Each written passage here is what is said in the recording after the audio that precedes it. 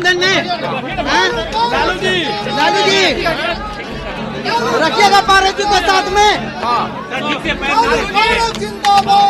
मकर संक्रांति पर राष्ट्रीय लोक जनशक्ति पार्टी के राष्ट्रीय अध्यक्ष और पूर्व केंद्रीय मंत्री पशुपति पारस ने आज चूड़ा दही भोज का आयोजन किया है। भोज में शामिल होने के लिए लालू यादव अपने बड़े बेटे तेज प्रताप के साथ पहुंचे। कल गया था उनके घर को निमंत्रण देने के लिए, उन्होंने मेरा निमंत्रण स्वीकार किया और आए, बहुत खुशी की बात है। पारस ने सीएम नीतीश कुमार, राज्यपाल आरिफ मोहम्मद खान और केंद्रीय मंत्री जीतन राम मांझी को भी खुद जाकर आमंत्रण दिया था, लेकिन भतीजे और लोजपा रामविलास के राष्ट्रीय अध्यक्ष चिराग पासवान को नहीं बुलाया। चिराग पासवान जी को मैं इसलिए नहीं बुलाया कि हमारे यहाँ आज है, उनके यहाँ कल था, तो कल उन्होंने मुझको 14 तारीख को जो था वो मुझको निमंत्रण नहीं दिए, इसलिए मैंने भी नहीं।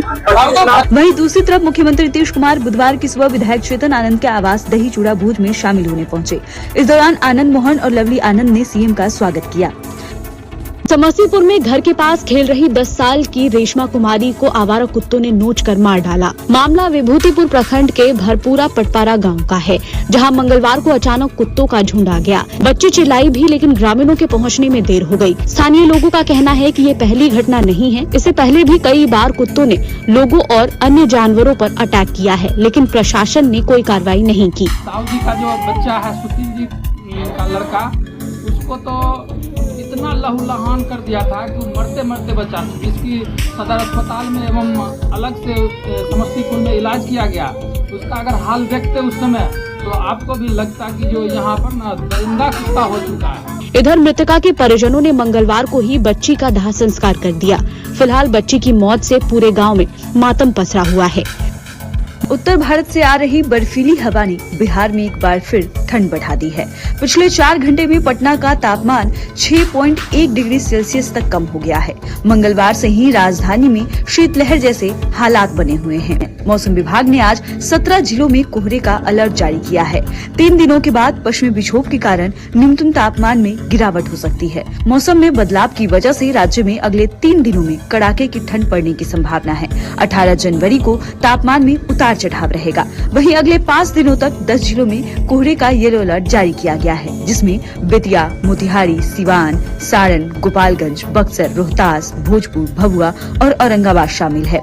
बीते 24 घंटे की बात की जाए तो जमुई सबसे ठंडा जिला रहा। यहाँ का न्यूनतम तापमान 6.9 डिग्री सेल्सियस दर्ज किया गया।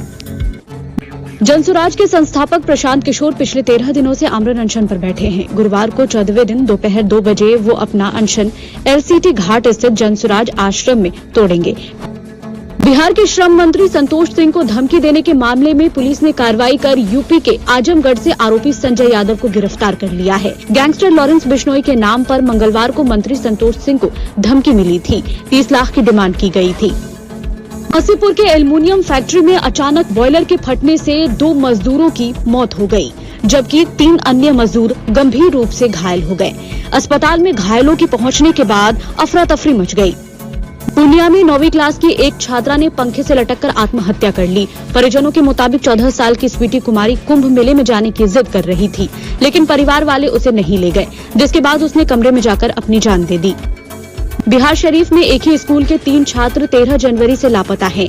13 तारीख को तीनों एक साथ स्कूल के लिए निकले थे, जिसके बाद से ये लापता हैं। लापता छात्रों की पहचान यशराज, वरुण कुमार और साहिल कुमार के रूप में हुई है। पटना एयरपोर्ट से पहली बार एयर इंडिया एक्सप्रेस की 3 नई फ्लाइट बुधवार 15 जनवरी से शुरू होने जा रही है, जिसमें पहली फ्लाइट भुवनेश्वर, दूसरी बेंगलुरु और तीसरी हैदराबाद के लिए उड़ान भरेगी। एयर इंडिया एक्सप्रेस ने बेंगलुरु और हैदराबाद के लिए और एक फ्लाइट का स्लॉट ले लिया है, लेकिन ये सेवा मार्च से शुरू की जाएगी। पहले पटना एयरपोर्ट को एयर इंडिया, इंडिगो और स्पाइस जेट एयरलाइंस ही ऑपरेट कर रही थी, लेकिन अब पहली बार एयर इंडिया एक्सप्रेस पटना के एयर मार्केट में कदम रख रही है। इन उड़ानों के शुरू होने से पटना से विमानों की तादाद बढ़कर 37 जोड़ी हो जाएगी। एयर इंडिया एक्सप्रेस ने नई फ्लाइट के ऑपरेशन की तैयारी भी पूरी कर ली है। तीनों फ्लाइट के आने के बाद पटना एयरपोर्ट पर इसका स्वागत वाटर सैल्यूट के साथ किया जाएगा। बिहार में 10,470 शिक्षकों का ट्रांसफर शिक्षा विभाग के अपर मुख्य सचिव डॉक्टर एस सिद्धार्थ खुद करेंगे। हर एक शिक्षक की मार्कशीट और जो प्रमाण पत्र ट्रांसफर के आवेदन के साथ अपलोड किए गए हैं, उसकी भी जांच वो खुद करेंगे। अपर मुख्य सचिव की ओर से हर महीने 5 से 8 दिनों के अंतराल पर शिक्षकों के ट्रांसफर की लिस्ट जारी की जाएगी। शुरुआत में प्रमाण पत्रों की जांच में लगने वाले समय की वजह से ट्रांसफर प्रक्रिया सुस्त रहने की संभावना है। बाद में इसमें तेजी आ जाएगी। ये वे शिक्षक हैं जो किसी न किसी गंभीर बीमारी से पीड़ित हैं। वहीं बचे हुए 1,80,000 शिक्षकों के ट्रांसफर की जिम्मेदारी जिला शिक्षा पदाधिकारी यानी कि डीईओ की होगी। मुख्यालय में कैटेगरी और जिला के आधार पर शिक्षकों के आवेदन फॉर्म को सूचीबद्ध किया जाएगा। इसके बाद प्रत्येक जिले के डीईओ को ट्रांसफर लिस्ट भेजी जाएगी। डीईओ शिक्षकों को प्रखंड आवंटित करेंगे। प्रखंड शिक्षा अधिकारी शिक्षकों को स्कूल आवंटित करेंगे। बची हुई सीटों के बारे में हर दिन जानकारी मुख्यालय को भेजी जाएगी। तो आज की बात बस यहीं तक। कल फिर होगी मुलाकात।